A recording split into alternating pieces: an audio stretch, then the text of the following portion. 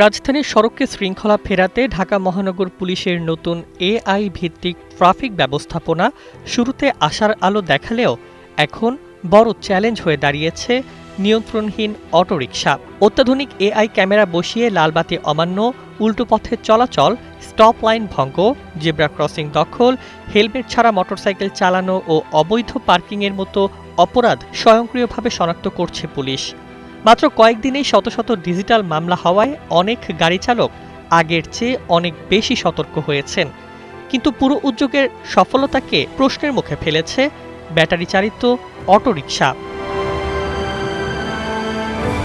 DMP সূত্র বলছে, গত ৭ মে থেকে রাজধানীর শাহবাগ, বাংলা মোটর, কারওয়ান বাজার, বিজয় সরণি, এয়ারপোর্ট সড়ক সহ গুরুত্বপূর্ণ মোড়ে এআই ক্যামেরা চালু করা হয়। নোভা এলইডি টিভি, ঝকঝকে ছবি, নিখুঁত শব্দ, ৫ বছরের ওয়ারেন্টি। নোভা মানে সঠিক মান, নিশ্চিত সেবা। ক্যামেরাগুলো নম্বর প্লেট শনাক্ত করে সরাসরি সফটওয়্যারের মাধ্যমে মামলা পাঠাচ্ছে গাড়ির মালিকের মোবাইলে।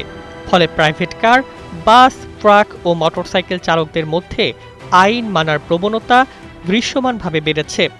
ট্রাফিক পুলিশের ভাষায়, প্রযুক্তি নির্ভর এই ব্যবস্থা শুরুতেই ইতিবাচক ফল দিয়েছে। কিন্তু সমস্যা হচ্ছে অটোরিকশা নিয়ে। রাজধানীর ৩০০ ফিট, কুড়িলবাড্ডা, মিরপুর, পল্লবী, আগারগাঁও, মগবাজার ও গুলিস্তান এলাকায় প্রতিদিনই উল্টো পথে বেপরোয়াভাবে চলতে দেখা যাচ্ছে এসব যানবাহনকে। অধিকাংশ অটোরিকশার কোনো বৈধ রেজিস্ট্রেশন বা ডিজিটাল নম্বর প্লেট নেই। ফলে এআই ক্যামেরা অপরাধ শনাক্ত করলেও চালককে শনাক্ত করতে পারছে না, এতে কোনো মামলাও হচ্ছে না। বিশেষজ্ঞরা বলছেন, রাজধানীর যানজট ও দুর্ঘটনার অন্যতম বড় কারণ এখন এই ব্যাটারি চালিত অটোরিকশা। বিভিন্ন সময়ে সরকার অভিযান চালিয়ে এগুলো নিয়ন্ত্রণের চেষ্টা করেছে। হাইকোর্টের নির্দেশনা, সিটি কর্পোরেশনের অভিযান এবং ট্রাফিক পুলিশের ধরপাকড় কোনোটি দীর্ঘমেয়াদে কার্যকর হয়নি।